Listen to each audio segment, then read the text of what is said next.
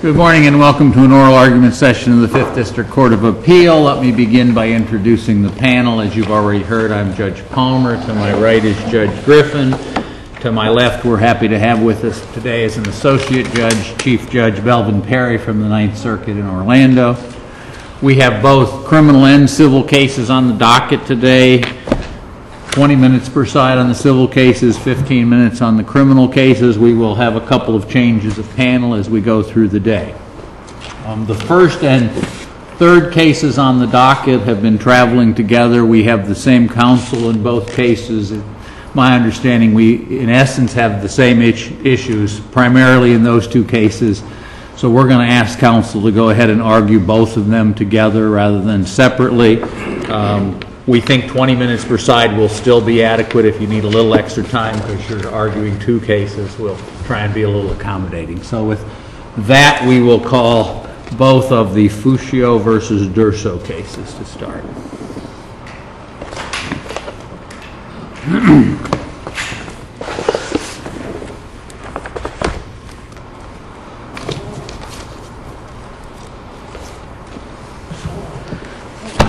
May it please the court, I'm Thomas Cushman from St. Augustine. I represent both Pietro and Luigi FUCCIO. They were the respondents in related domestic violence injunctions tried in Flagler County. The case of Sharp versus Sharp, decided by this court at 695 Southern 2nd, 1302, the last sentence in Sharp says, in order to be entitled to a domestic violence injunction, it seems axiomatic that one must both plead and prove one's entitlement to the protection of the statute. Ms. Sharp simply failed to do so. In this case, Mr. and Mrs. DURSO simply failed to do so. They neither pled nor proved that they had ever lived under the same roof as Luigi and Pietro DURSO. And thus, the petitioners in that case had no standing to file a domestic violence injunction, and the court had no jurisdiction to rule on a domestic violence injunction. Additionally, there was no domestic violence to justify an injunction in the first place, and the injunction was supposedly based on stalking. However, the proof adduced at the hearing did not really amount to stalking, and it did not amount in a specific way that neither Mrs. DURSO nor Mr. DURSO ever expressed any substantial emotional distress that had been caused by the actions. Now, we're suggesting that, yes, they are family. The DURSOs are aunt and uncle to Luigi FUCCIO and great aunt and uncle to Pietro FUCCIO. They live down the street from each other in Palm Coast. From what I could tell, it was about 100 yards apart. The case against Luigi involved alleged domestic violence against Mrs. DURSO, where, from what I could tell, and I may have to use that phrase again and again because the review of the transcript will show it was pretty confused. Mr. and Mrs. DURSO speak some English, but not a tremendous amount. We had an Italian interpreter, only to find that Mrs. DURSO really speaks a Neapolitan dialect, and there was trouble translating that. But in addition, they speak enough English to answer, but they answered as they wanted to, not as anybody else could really understand what was going on.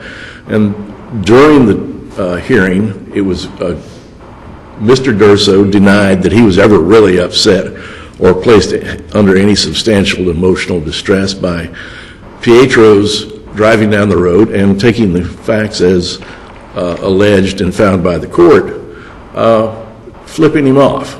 Basically, that's the amount of what was happening. And it's our position that, although rude and possibly inexcusable, it's not really any of the state's business. It certainly does not amount to domestic violence, and there was no violence at all. Mr. DURSO said that when he saw Pietro behind him, he simply pulled into, one time, the public shopping center, and Pietro went by, and another time, the sheriff's office, and Pietro went on by. And that's it.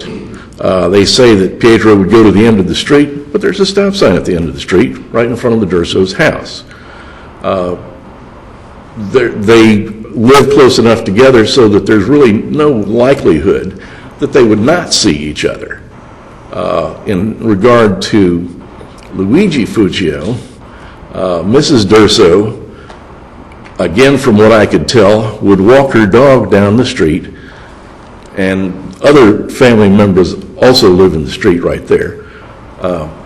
She would walk her dog down in front of Luigi's house, and she would say that Luigi would shout at her.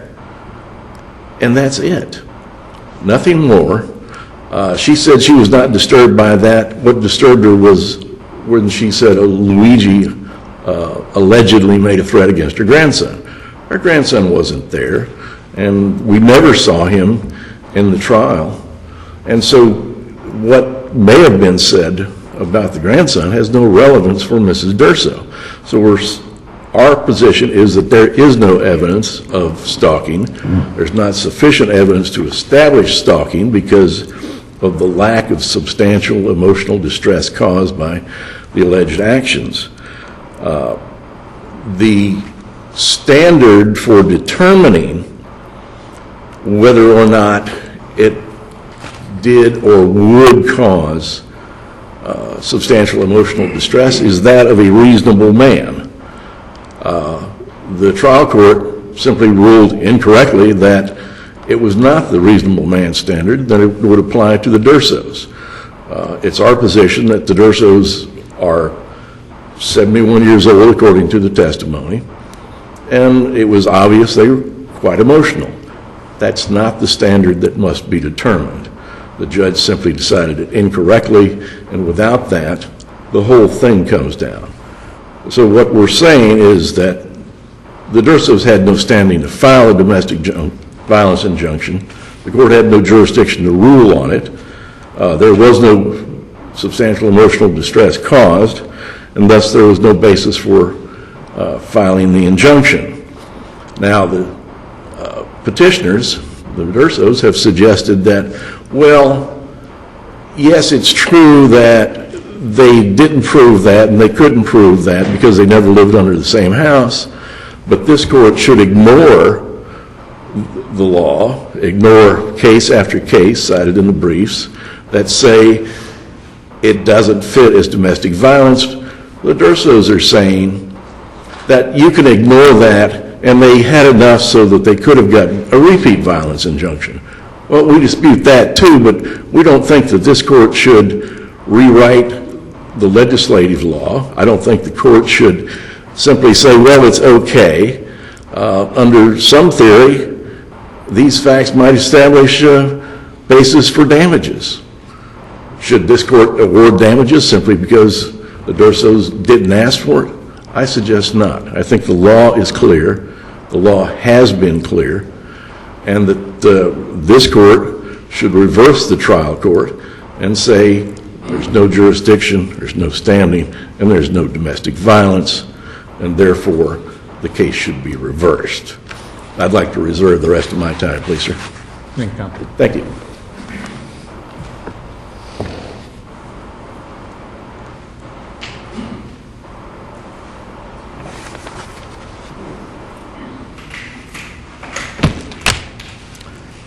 Good morning. May it please the court. My name is Steve Gardiano, and I represent the DURSOs in these two appeals. It's the appellee's position, the DURSO's position, that there is competent substantial evidence in the record to support the entry of a permanent injunction for protection. As I indicated in point 1 of the brief, we acknowledge that in order to obtain a domestic violence injunction, the parties need to have resided together. That notwithstanding, and relying on Ray versus Harrell, the fact of the entry of a domestic violence injunction when there is competent substantial evidence to support the entry of a repeat violence injunction, the trial court's order should be affirmed. As the court in Ray versus Harrell said, the circuit court did have jurisdiction of the parties in the subject matter, and in that case, as well as this case, the injunction was entered under the domestic violence statute instead of the repeat violence statute. The court then went on to say that nonetheless it's supported by competent substantial evidence, and the case was affirmed, the entry of the injunctions were affirmed without prejudice to appellant's right to seek modification from the trial court. It is my position that Ray versus Harrell should be followed, that this court should not elevate form over substance, especially since all the elements were met and there is competent substantial evidence. Opposing counsel indicates this is all about crude gestures. This is not. This is about stalking behavior, and the stalking behavior is defined under the statute, whether it's domestic violence or repeat violence, as either willful, malicious, and repeated following or harassing of another person. With regard to Pietro Fuccio's behavior towards Bruno D'Urso, we have two incidences of following. We have actually both of which occurred within the 6-month period. Bruno D'Urso testified that twice when he left his residence, Pietro Fuccio was lying in wait in his car down the road, followed Mr. D'Urso as Mr. D'Urso drove away, and that Mr. D'Urso himself was so concerned that one time he went to the police station, whereupon Pietro Fuccio stopped following him and drove off, and another time he went to a public area, I believe the Publix parking lot, where again Pietro Fuccio stopped following him. So you have the two instances of following, and Bruno D'Urso specifically testified at the hearing below that he was afraid and in fear that Pietro Fuccio would either run him over with his car when he got out of his car, or he would cut in front of the car and cause an accident. So that is not something that I think is deserving of First Amendment protection. Now, do you have to have more than one instance of stalking in order to get a repeat violence injunction? Yes, you need at least two instances of stalking. And stalking itself requires at least two instances, correct? Yes. So you really need 4 instances to get a repeat injunction violence, don't you? Stalking requires 2 incidences, correct? You said that. Yes. And you have to have 2 instances of stalking to get a repeat violence injunction, correct? I don't believe so. I believe under 784.048 it says repeat violence is defined as 2 incidences of violence or stalking. Okay, 2 instances of stalking, but you've just told me 1 instance of stalking requires 2 occurrences, correct? No. Stalking committed by the respondent, and then stalking is defined as willful, malicious, and repeated following. So in order to get harassing. 1 stalking, you have to have 2 acts, correct?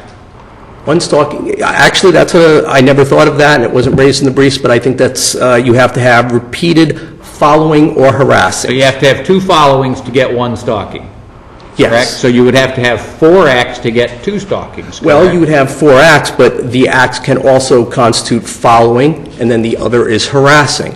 And in this case, we clearly have repeated instances of harassment by Pietro Fuccio against both D'Ursos, and the statute allows you to look at not only the petitioner, but also his family members, and those instances consisted of Pietro Fuccio. Well, let me get away from just that. You have instances including the burning of the cross on the D'Urso's lawn. You have the criminal mischief damage to their mailbox. So that's 2 separate acts. You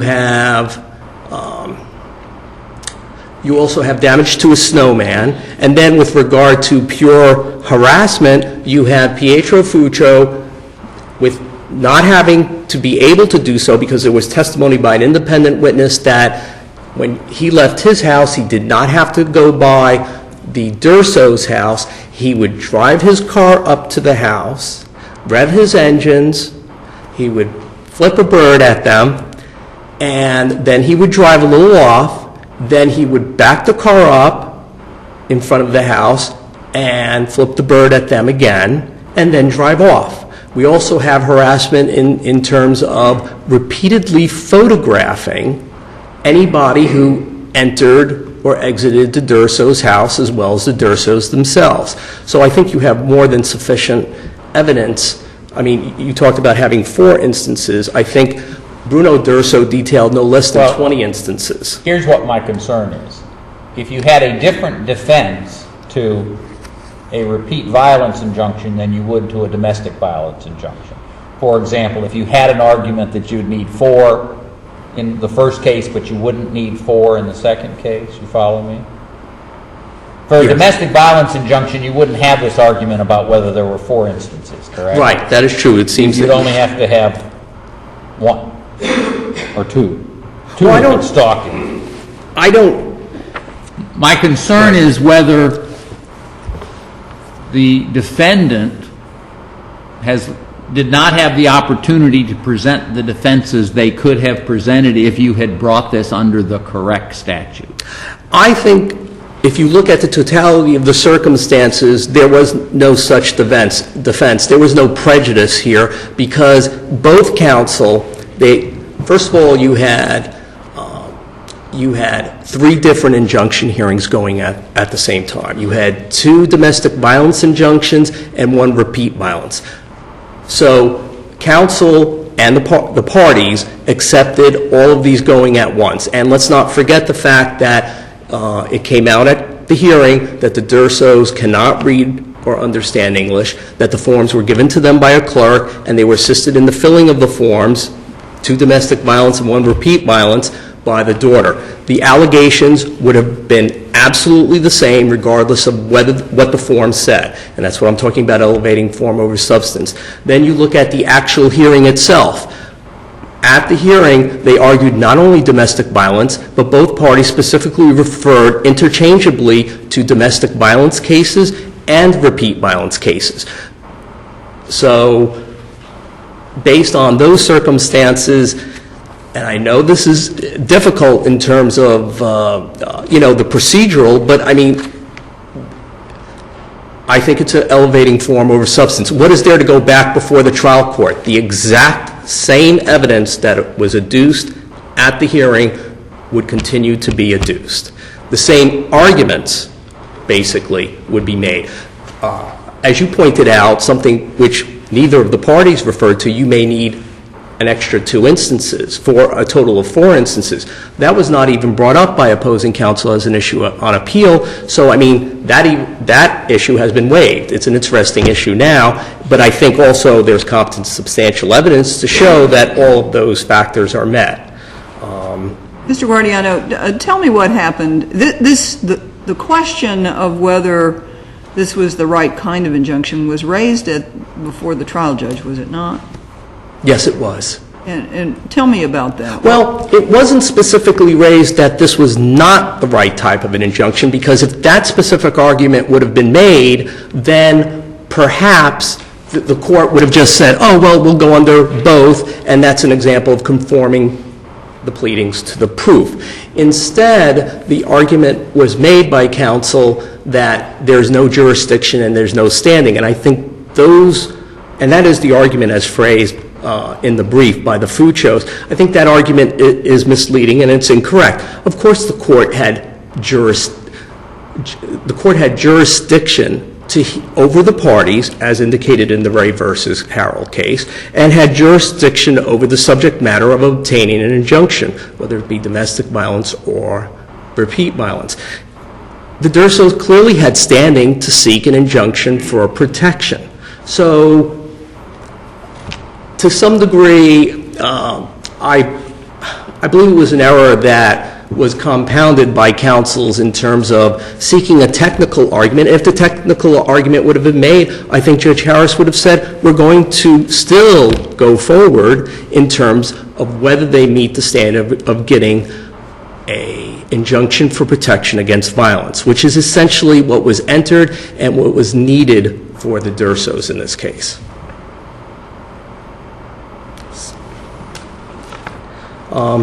In addition, in terms of looking at the evidence, this is not just a he said, she said. You had independent witnesses that really, that testified sufficiently with regard to the animosity of the FUCCIOs directed at the DURSOs.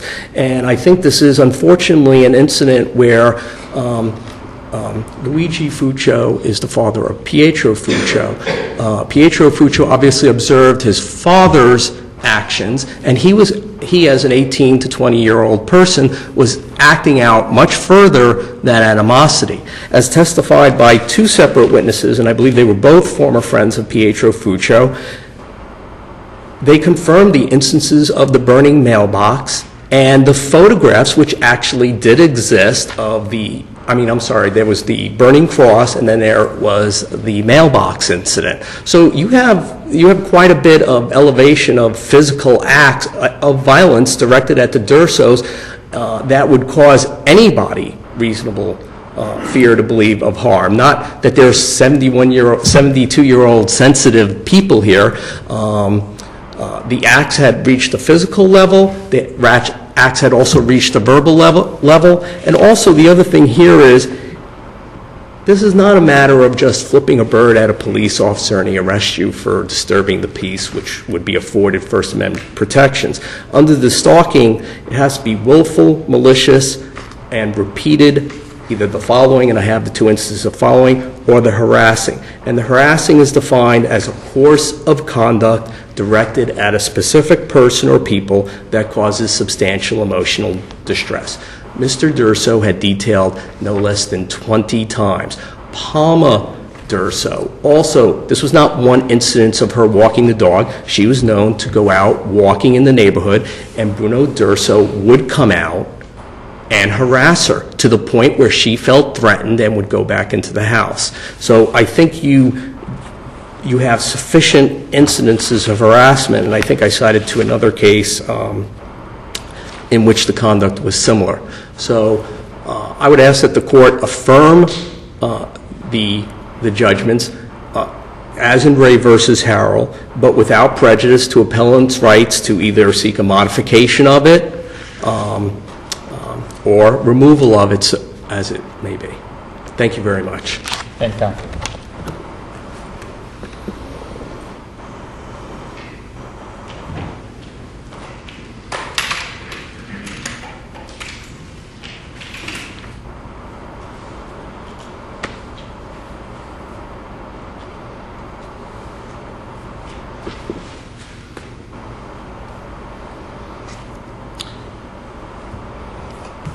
Mr. Cushman, let me ask you to address Mr. Guardiano's argument that the only objection made to the trial court was a jurisdictional or a standing objection, and that those were incorrect, and on appeal continue to be incorrect, in that the trial court did have both jurisdiction and the DURSOs had standing.